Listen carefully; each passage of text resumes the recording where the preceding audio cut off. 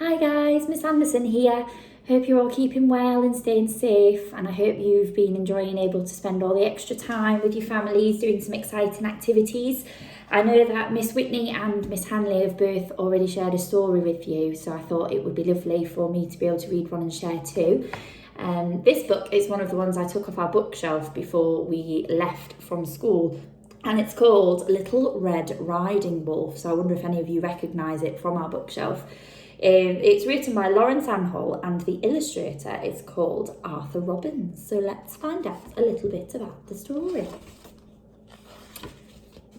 In the very darkest corner of the deep, dark woods sat the big, bad girl. It's a bit strange already from the story. The big, bad girl was just about as big and bad as a girl can be, and all the woodland animals were terribly afraid of her. She hung about beside the forest path and carved her name on trees. She shouted rude things at any little animal that passed by. "Come on, big ears, hop to it!" And there she is, shouting at the little bunnies as they walk past. The big bad girl tripped up little deer. She stole fair cones from baby squirrels and threw them at the poor little hedgehogs. The woodland birds didn't dare to sing when the big bad girl was around. But the person the big bad girl liked to tease most of all was a charming little wolf cub who often passed by on his way to visit his dear old Granny Wolf. Little Wolfie was the sweetest, fluffiest, politest little cub you could ever hope to meet. He would run along the path, skippity-skip, carrying a basket of freshly baked goodies for old Granny Wolf, singing all the time. "I'm a little wolfie, good and sweet. I am tidy, I am neat. With a basket full of lovely grub, I am Granny's favourite cub." There he is, skipping through the forest. "What's in your basket today, little weedy wolfy wimp?" snarled the big bad girl. Apple pies, I'll take those. Jam sandwiches, very tasty."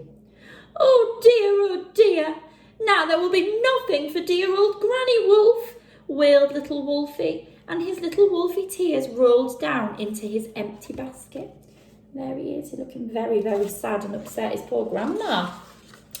Now the big bad girl's father was not big and bad at all. He was a kind old hat maker who loved hats in every shape and size and thought everyone should wear a hat, whether it be day or night.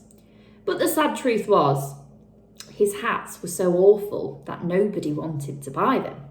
He had only sold one nightcap in his entire life, and the family were terribly poor. "I just can't understand it," he sighed. "I make these marvellous hats from dawn till dusk until my fingers are worn to the bone, but even my own daughter will not wear them. Please, my dear," he begged, "wear this one for me." "Father," answered the appalling child, "I would rather wear one of your old socks on my head than this hat. Why can't you get a decent job? Nobody is a hat maker these days. Couldn't you be a woodcutter like other people's dads?" And there she is shouting at her poor dad, who's just trying to make some nice hats. The big bad girl hated hats so much that as soon as her father gave her a new one, she would run into the woods and give it to a baby badger or a little squirrel to wear, whether they liked it or not. Then, to her father's dismay, she would return home bareheaded, pretending that she'd lost her hat in the forest.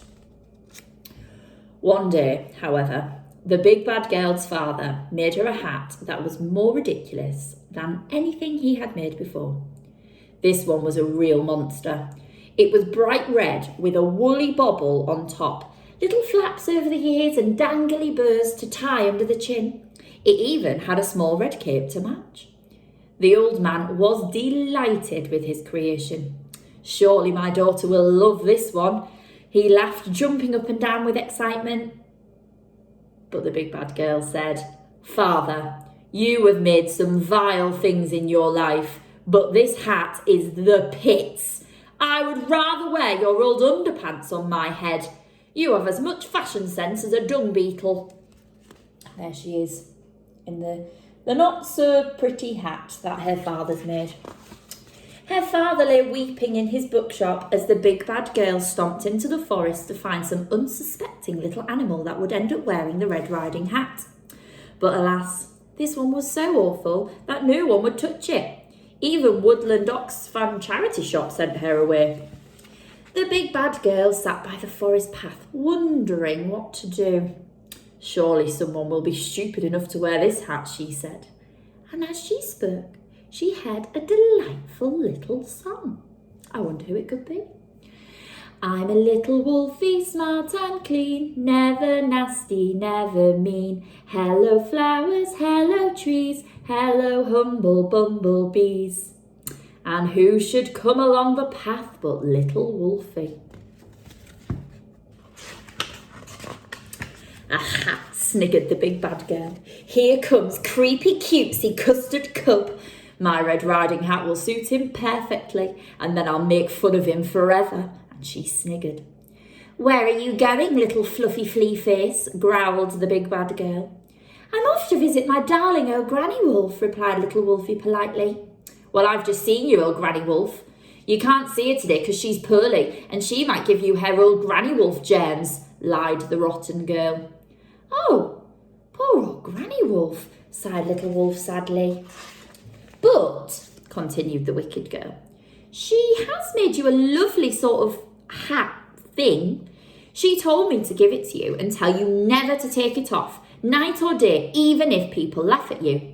Little Wolfie was very pleased until he saw the revolting Red Riding Hat. Then even little Wolfie had his doubts. There's the little girl trying to trick him. And there he is, looking a little bit confused. But being a good little chap and wanting to please his granny, he tied it on his fluffy little head with the dangling ribbons. The big bad girl almost choked with laughter. Holy sweaty snake socks, she thought. This little wolf really is stupid. But little Red Riding Wolf said thank you politely and set off home, skippity-skip, chattering away to himself. How pleased I am with my new riding hat that Granny has made me. From now on, I will call myself Little Red Riding Wolf, just like the title of the story. That will please her even more. There he is, skipping through the forest wearing his not-so-lovely hat.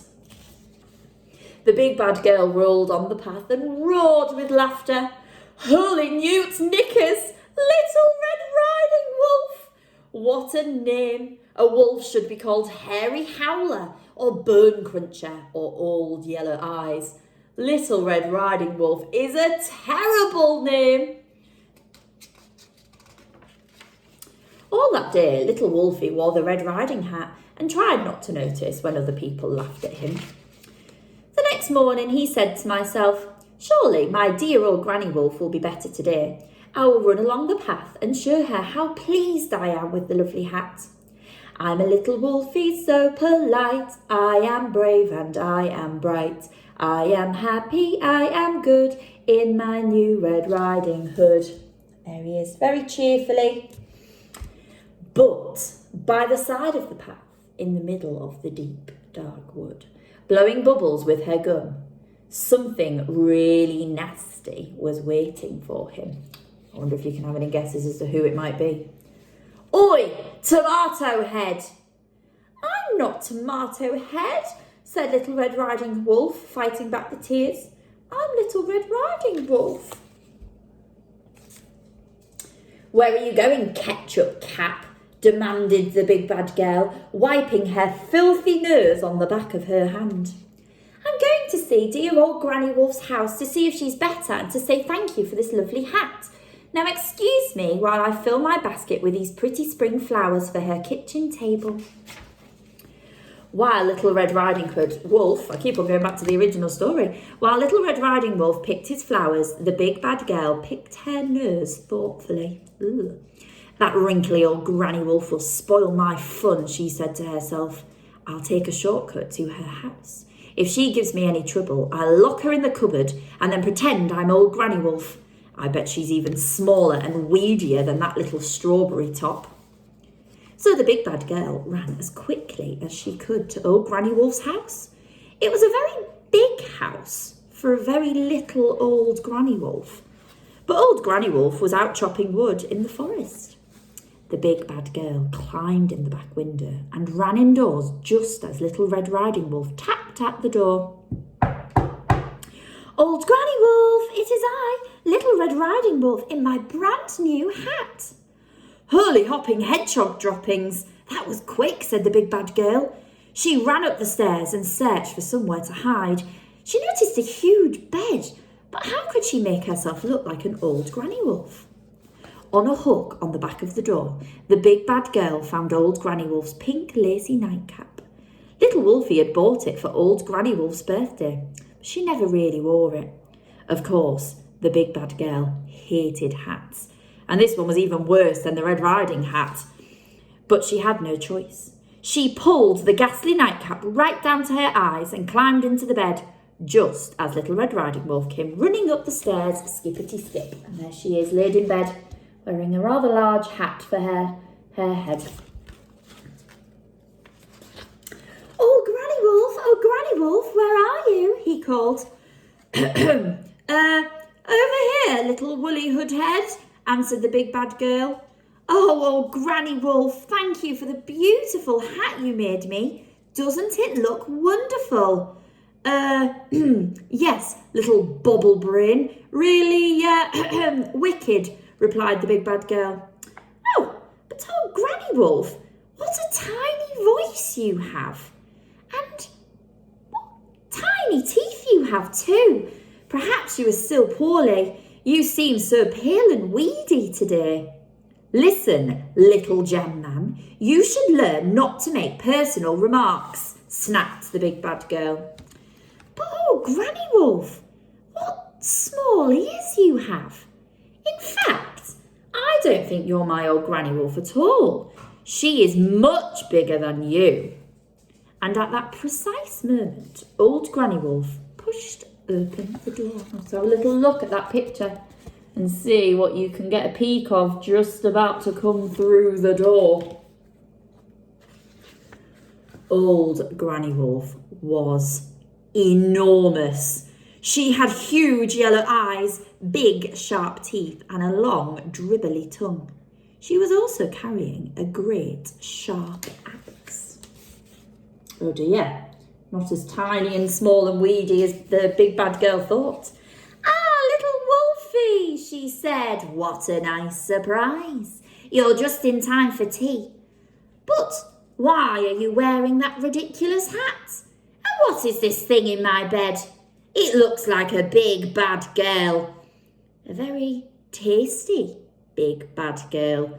Just right for my big bad tea. There she is, licking her lips with her long dribbly tongue. The big bad girl leapt out of the bed, down the stairs, out of the door, into the forest and along the path as fast as her big bad legs would carry her. She hammered on her father's door. Father, father, yelled the big bad girl. Let me in, let me in. I will be good. I will do whatever you ask me to. Her father peeked out of the window. He couldn't believe what he was seeing. There was his daughter wearing a delightful nightcap. It reminded him of one he had made himself many years before. He remembered it well because it was the only hat he'd ever sold. I will let you in, he said, but only if you promise to wear a hat night and day. The one you're wearing now suits you beautifully. And so from that day on, the big bad girl became a big good girl. Well, for most of the time. She found a job as a woodcutter and her boss kept a very careful big yellow eye on her. Wonder who her boss is?